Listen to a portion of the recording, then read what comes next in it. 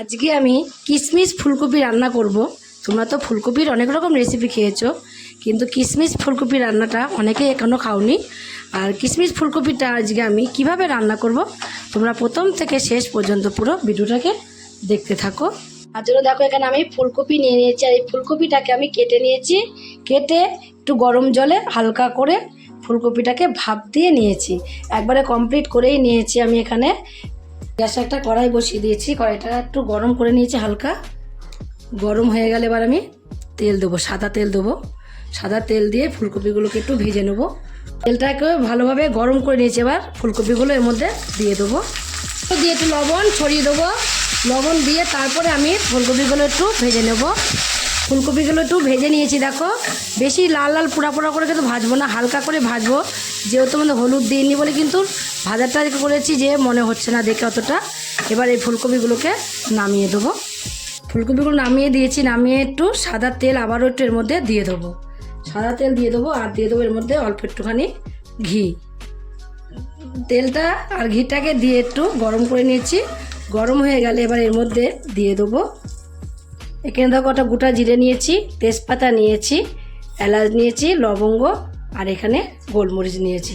এগুলোকে সব ফোড়নে দিয়ে দেবো। দিয়ে ফোড়নটা একটু ভেজে নেবো। একটু ভেজে নিয়ে দিয়ে দেবো এর মধ্যে আমি 1 চামচ আদা বাটা,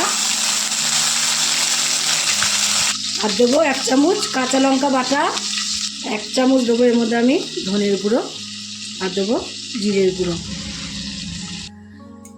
এবার এর মধ্যে আমি দিয়ে দেবো টক দই।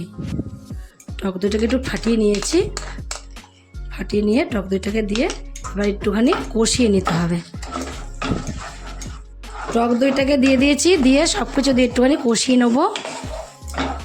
অল্প একটু কষালেই কিন্তু হয়ে যাবে। একটু কষিয়ে নিয়েছি, একটু কষিয়ে নিয়েই এবার এর মধ্যে দিয়ে দেবো আমি নারকেল বাটা। নারকেল বাটা দিয়ে একটুখানি কষিয়ে নিতে হবে। এবার আমি দিয়ে দেবো কটা কিশমিশ, আর কিশমিশটা দেখো একটু বেশি করে আমি দিয়েছি এখানে। কিশমিশটা দিয়ে একটুখানি ভেজে নেবো। এটা দিয়েও একটুখানি আমি কিন্তু ভেজে নিয়েছি। ভেজে নেওয়ার পরে এবার ভেজে রাখা ফুলকপিগুলোকে দিয়ে দেবো। এর মধ্যে কিন্তু আমি কোনো রকম হলুদ ব্যবহার করিনি, আর এর মধ্যে হলুদ দেবও না, কোনো রকম হলুদ ছাড়াই কিন্তু রান্নাটা হবে। এবার ফুলকপিগুলো দিয়ে কিন্তু ভালোভাবে একটু মশলাটা দিয়ে আমি মিশিয়ে নিয়েছি। এবার দিয়ে দেবো আমি অল্প করে একটু লবণ। ফুলকপিটা লবণ দিয়ে ভেজে নিয়েছিলাম, তো অল্প করে লবণ এর মধ্যে দিয়ে দেবো। পরিমাণটা বুঝে দিতে হবে, যেটুকু লাগবে ঠিক সেটুকুই দিতে হবে। লবণটা দিয়ে একটু নাড়াচাড়া দিয়ে নেবো। নারকেলের দুধ বের করে রেখে দিয়েছিলাম, সে নারকেলের দুধটার মধ্যে দিয়ে দেবো। নারকেলের দুধটাকে দিয়ে একটু হালকা করে নাড়া দিয়ে দেবো। দুধটাকে দিয়ে একটুখানি নাড়াচাড়া দিয়ে নিয়েছি। নাড়াচাড়া দিয়ে নেওয়ার পরে কাঁচা লঙ্কা তো বাটা আমি দিয়েছি, আর একটু কাঁচা লঙ্কা আমি চিড়ে নিয়েছি, 4টে কাঁচা লঙ্কা চিড়ে নিয়ে দিয়ে দেবো। দিয়ে এবার একটু কিছু সময় গ্যাসটাকে কমিয়ে দিয়ে ঢাকা দিয়ে রেখে দেবো। একটু ঢাকা দিয়ে রেখে দিয়েছিলাম, এবার ঢাকনাটা আমি নামিয়ে দেবো।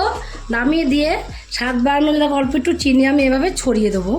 অল্প একটু চিনি ছড়িয়ে দিয়ে এবার একটু এভাবে নেড়ে দেবো। কমপ্লিট হয়ে গেল একদমই আমার। এবার নামিয়ে দেবো। নামানোর আগে কী দেবো, নামানোর আগে দেবো 1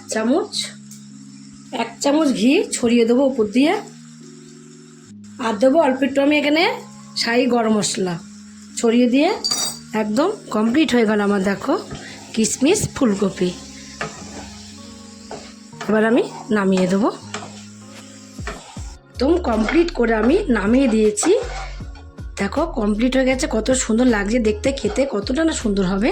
তোমরাও ঠিক আমার মতন এইভাবে একদিন বাড়িতে কিশমিশ ফুলকপি রান্না করে খেয়ে দেখো। যদি এই রেসিপিটা তোমাদের কাছে ভালো লাগে, আর তোমরা যদি ফেসবুক থেকে দেখো ফেসবুকের পেজটি ফলো করে দেবে, ইউটিউব থেকে দেখো ইউটিউবের চ্যানেলটি সাবস্ক্রাইব করে দেবে, পাশে থাকা বেল আইকনটিটা প্রেস করতে ভুলবে না। তাহলে নতুন নতুন রেসিপি তোমাদের কাছে তাড়াতাড়ি পৌঁছে যাবে। আমার চ্যানেলে কিন্তু বন্ধু হয়ে থাকো, সাবস্ক্রাইব করে নিয়ে প্লিজ সাবস্ক্রাইবটা করে দেবে। সবার আগে তোমাদের কাছে নোটিফিকেশন ঢুকে যাবে। ছোট্ট করে লাইক করো, কমেন্ট করো, অনেক অনেক শেয়ার করো। নমস্কার বন্ধুরা, দেখা হবে আবার পরের রেসিপিতে।